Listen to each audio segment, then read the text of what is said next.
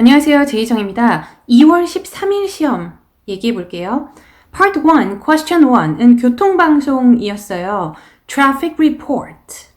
교통방송이 나오면 항상 나오는 단어이죠. Traffic Report.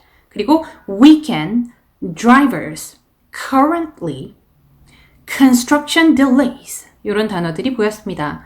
이번 지문은 투어 안내였는데 publishing, tour, editorial 이라는 단어가 보였고 photography, 이 단어 요새 자주 보이네요. 그죠? photography, advertising, magazines 이런 단어들이 보였습니다. Part 2는 건물 밖에서 찍은 길거리 사진이라 볼 수 있죠. 건물 밖에서 찍힌 장면이었는데 사람들은 여러 명이 있었습니다. 건물 밖에서 찍힌 사진이다. 건물 밖, 이걸 어떻게 표현하면 되죠? outside a building 하시던지 아니면 건물 앞이라고 하실 수도 있겠죠. 이럴 경우에는 in front of a building 하시면 되고, 사물 배경, 사물이나 배경에는 커피숍, 카페 같은 장소가 하나 나왔어요. a cafe. 그리고 그 카페 앞에 여러 개의 테이블이 있었습니다. 그래서 tables in front of the cafe 이런 표현도 사용하실 수 있었겠고, 나무도 여러 개가 있었어요. trees. 사람이 하는 행동에는 어떤 사람 2명이서 자전거를 보고 있었어요. 무엇을 보고 있다. 이거는 거의 모든 시험에 나온다고 보시면 됩니다. looking at what 하는 거죠.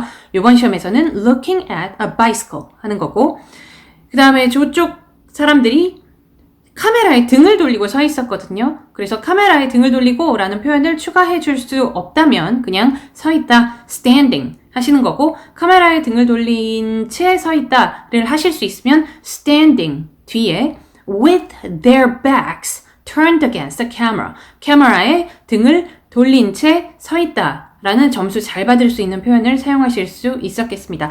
their backs 라고 이 그들의 등들 이라고 복수를 쓴 이유는 이번 시험에서는 사람 3명이 등을 돌리고 2명이었나? 3명이었나? 어쨌든 복수가 한 명이 넘는 사람이 등을 돌리고 있었기 때문에 their backs 라고 한 거고, 만약에 한 명만 등을 돌리고 있는데 그 사람이 여자라면 with her back, 그 사람이 남자라면 with his back 이렇게 단수화 시켜주셔야 되겠죠. 그리고 몇몇 사람들이 그 테이블에 앉아 있었습니다. 제가 지금 설명드린 이런 표현들이나 단어들 순서대로 꼭 사용을 하시는 게 아니고요. 연결성을 찾아서 사용을 해주시면 가장 좋은 거죠. 예를 들어서 저기 사물 배경에 1번, 그 다음에 2번, 행동에 6번 보이시나요? 1번, 2번, 6번 이런 식으로 같이 나와줘야 되겠죠. 카페가 있고 그 카페 앞에 테이블이 있고 그 테이블에 사람들이 앉아있지 않습니까? 그래서 이렇게 일관성이나 논리를 생각하시면서 답변을 해주시면 좋습니다. 오늘 사진 묘사는 묘사할 요소들도 많았고 그렇게 어려운 행동들이라 볼 수 없고요. 한 중간 정도 난이도라고 볼 수 있습니다. Part 3, 세 번째 part에서는요. 인터넷상의 정보에 대해서 시험이 출제가 되었어요. 4번 문제는 How often, what device? 이게 질문의 주인공인데요. How often 이라는 질문에는 almost every day 혹은 once or twice a week, once or twice a year 이런 답변이 나와줘야 되고, what device? 그러니까 어떤 종류의 디바이스를 너는 주로 사용하냐? 이런 질문이었습니다. 어떤 종류의 디바이스인지 빨리 얘기해 주는 게 중요하죠. 그래서 my phone 이라고 하시던지 my laptop computer 라고 하시던지 my desktop computer 라고 하시던지 답변을 이런 망설임 없이 빨리 해주는 게 중요하겠습니다. 5번 문제에서는 which website? 이게 조금 어렵네요. 어떤 정보를 얻기 위해서 어떤 웹사이트를 사용하냐고 물어봤을 때 그 어떠한 웹사이트의 이름이 잘 떠오르지 않아요. 시험에서. 물론 떠오르는 분들도 계시겠죠. 많은 분들이 그 이름을 생각을 신속하게 하지 못해서 망설이고 몇 초 동안 말을 안 하고 이런 분들 굉장히 많이 있으신데, 이런 시험에서 가장 많이 사용하는 웹사이트는 무엇입니다 라고 이름을 말하지 않고도 만점 받을 방법이 있거든요. 예를 들어서 나는 그 웹사이트의 이름이 기억이 나지 않는다. 하지만 내가 매일 사용하는 웹사이트가 있는데 그 웹사이트 굉장히 편리하다. 정보도 많다. 이런 식으로 기억이 나지 않는다고 하셔도 돼요. 그렇게 된다면 I don't remember the name of the website right now. 뭐 이런 식으로 살짝 이렇게 돌아가는 길도 있습니다. 그리고 만점 받을 수 있는 방법이에요. 그거는 생각이 안 나는데, 이름은 생각이 안 나는데 There's this website. 여기 웹사이트가 하나 있어요. There's this website that I use almost every day. 내가 거의 매일 사용하는 웹사이트가 하나 있는데 It is very convenient and there's a lot of useful information. 이런 식으로 부연 설명을 해주시는 방법도 있겠습니다. 6번 문제에서는 어떤 부류의, 어떤 종류의 정보를 가장 많이 알아보냐 이런 질문이었어요. 3개 중에 하나 골라봐 라고 물어보았고, 하나는 업무 관련, 그리고 하나는 쇼핑, 하나는 뉴스. 어떤 거를 제일 많이 찾아보냐. 저는 시험에서 가장 3개 중에 하나 골라봐 라는 질문이 나왔을 때 당연히 시험에서 고민하지 않고 선택하는 거는 뭐냐면 제일 쉬운 거. 진심이 아니고 요거 하면은 제일 고생 안 하고 만점 받겠다 이런 거 있잖아요. 그래서 그런 거를 선택을 하는데 쇼핑 괜찮은 것 같아요. 다른 것도 괜찮은 것 같습니다. 뉴스를 골랐다면 나는 어떤 what's going on in the world, what's going on locally, 우리 동네나 세계에서 무슨 일이 일어나는지 되게 궁금해하는 사람이다 이런 얘기 하실 수 있겠고, 쇼핑 같은 경우는 나는 쇼핑을 좋아한다. 그래서 쇼핑 정보에 대해서 관심이 많다. 조금 더 쉬운 문장들이 나올 수도 있을 것 같아요. 고민해 보시고. Part 4 보겠습니다. Part 4 이런 정보. 주최 기관의 이름이 나와 있고 무슨 workshops예요. 그러니까 이게 위쪽에 무슨 workshops라고 나와 있기 때문에 아래쪽에 있는 세부 사항들은 다 workshop인 거죠. workshop. 세션의 가격, 각 세션의 가격이 나와 있고, 그 다음에 재료 포함이라고 나와 있습니다. 그 가격에 모든 재료가 포함이 되어 있다는 거죠. 자, 7번 문제에서는 첫 번째 일정을 물어봤습니다. 첫 번째 일정 읽어주시면 되고, 8번 문제에서는 재료비를 따로 얼마를 내야 되냐. 좀 쉬운 질문이라 볼 수 있죠. 자, 위에 재료비 포함이라고 나와 있었기 때문에 재료비는 세션 가격에 포함되어 있습니다 라고 해주시면 되고요. 30초 답변을 요구하는 9번 문제에서는 오후 일정을 얘기해 달라고 했습니다. 이 정보를 보시면 AM하고 PM 제가 요거 남겨놨는데 보이시나요? 네, AM. 그래서 이 일정 5개 중에 오전 일정이 3개고 오후 일정이 2개예요. 그러면 오전 일정 다 얘기해줘가 나올 확률보다 오후 일정 다 얘기해줘가 나올 확률이 훨씬 높은 거죠.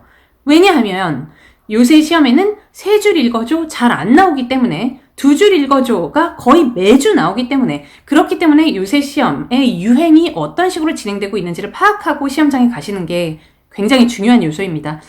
Part 5 얘기 바로 할게요. 신유형이 출제가 되었고 어떤 회사의 무슨 매뉴얼이 업데이트가 됐대요. Safety Manual이라고 합니다. 사람들이 이 업데이트된 내용을, 그러니까 직원들이 이 업데이트된 내용을 상세하게 다, 너무 중요한 내용이기 때문에 상세하게 다 이해를 하고 알아야 되는데, 우리가 그거를 종이로 만들어서 이 카피 하나를 그냥 주게 되면 안 읽으면 어떡하냐. 그러니까 직원들이 그거를 꼭 알아야 되는 정보인데 읽지 않고 그냥 대충 넘겨버리면 어떡하냐. 별 걱정을 다 해요. 그죠? 어른인데 지가 알아서 어련히 할까 라는 생각은 빨리 뒤로 접으시고, 커피 하나만 주는 거는 충분하지 않을까. 얘가 지금 걱정이 된대잖아요. 빨리 그 걱정을 풀어주셔야 됩니다. 그래서 제가 추천드리고 싶은 아이디어는 이번 주에 워크숍 한번 하자. 그래서 그 워크숍에서 이 업데이티드 된 사항에 대해서 상세하게 모든 직원들한테 설명을 하자. mandatory workshop이라고 하면 더 좋겠죠. mandatory는 의무이기 때문에 의무 워크숍을 해서 모든 직원들한테 설명을 하자. 자, 여러분들 시험에 우리 회사에 변경사항이 있어요. 자주 나옵니다, 이런 게. 변경사항이 있는데 꼭 시험 듣기에는 종이로 카피죠. 종이로 주면 별로 효과가 없을 것 같다. 혹은 종이로는 이미 줬다. 라는 추가 사항이 출제가 돼요. 그러면 워크숍 하시면 되고요. 시험에 이 업데이트 된 사항에 대해서 우리가 워크숍을 한번 했는데도 불구하고 이런 게 나왔을 때는 종이로 된 매뉴얼을 주시면 돼요. 그래서 제가 지금 A와 B에 대해서 설명을 드렸죠. A는 give a copy of the manual. 이고 B는 hold a workshop. 인데 copy가 듣게 나왔으면 워크숍 하시면 되고 워크숍이 만약에 듣게 나왔다면 copy로 가시면 되고 A가 나왔으면 B로 가시고 B가 나왔으면 A로 가시고 요거는 알면 굉장히 도움되는 그런 기술입니다. Part 6, Question 11. 회사 생활을 하면서 연봉 중요하죠. 어떤 업무를 하는지, 업무의 종류도 되게 중요하죠. 둘 다 중요한 것 같은데 둘 중에 뭐가 더 중요한지 생각을 해보시면 됩니다. 그리고 왜 그게 더 중요한지에 대해서 이유를 여러 가지 생각을 해보시면 되는데 둘 다 생각해보는 게 가장 좋은 거죠. 이것도 60초짜리 한번 생각해보시고 이것도 60초짜리 한번 생각을 해보시면 가장 탄탄하게 시험 준비를 하는 방법이에요. 연봉과 업무 종류. 제가 평소 때 여러분들한테 자주 알려드리는 A는 B에게 긍정적인 영향을 미친다 라든지 A는 B와 직결한다 이런 표현들 너무 시험에서 거의 매주 쓸 수 있는 표현들이잖아요. 그런 표현들을 쓰실 때 주어를 잘 잡는 거는 되게 중요해요. 근데 오늘 시험에는 연봉이라는 단어가 나왔고 업무 종류라는 단어가 나왔어요. 예를 들어서 연봉이 한 사람의 삶의 질 혹은 삶의 만족도에 긍정적인 영향을 미친다.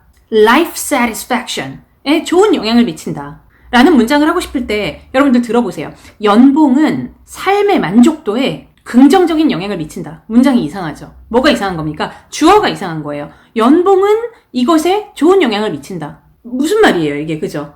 그래서 오늘 시험은요, 주어를 좀 말 되게 잘 잡아줄 필요가 있겠습니다. 연봉은 인생의 퀄리티에 좋은 영향을 미치는 게 아니고 높은 연봉은 이런 식으로 주어를 잘 잡아주셔야 되죠.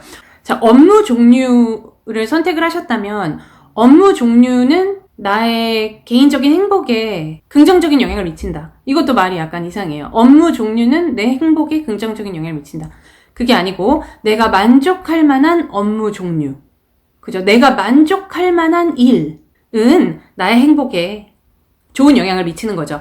그렇기 때문에 연봉을 고르셨다면 그냥 a salary 요거를 주어로 잡으실 게 아니고 a high salary 이렇게 시작을 하신다든지 someone who makes a lot of money 돈을 많이 만드는 사람이라는 거는 돈을 잘 버는 사람은 이런 식으로 주어를 잡아주신다든지 someone who gets a high salary 연봉이 높은 사람은 이런 식으로 주어를 잡는 것이 중요하고 업무의 종류를 선택을 하셨을 때는 satisfying type of work 만족스러운 type of work 은 이렇게 주어를 잡던지 someone who is happy with what he or she does 자기가 하는 일에 만족을 느끼는 사람은 어쩌다 이렇게 주어를 잡아주실 수도 있고 someone who is satisfied with the type of work he or she does 이렇게 주어를 잘 만드는데 좀 고민이 필요했었던 그런 시험이라고 봅니다. 자, 그래서 난이도를 말씀을 드릴 건데 Part 6도 주어 만드는 거 이외에는 자주 나오는 내용들로 자주 우리가 사용하는 그 표현들로 채워질 수 있었던 그런 시험이고, Part 5도 자주 나오고, Part 4 괜찮았고요. Part 3, 난이도는 한 중간 정도라고 볼 수 있는데, 여러분들 시험 문제의 내용이 동일하다고 하더라도, 제가 가끔 말씀드리는데, 이 시험 문제 자체가 좀 짧게 간략하게 나왔냐 아니면 의미는 똑같은데 좀 주저리 길게 풀어놨냐에 따라서 난이도가 좀 달라질 수 있어요. 시험이 조금 이번에는 일괄적으로 짧은 편으로 보입니다. 그래서 난이도는 중간에서 조금만 떨어뜨려서 4로 가도록 하겠습니다. 자, 오늘 시험 후기는 여기에서 마무리할게요. 바이바이.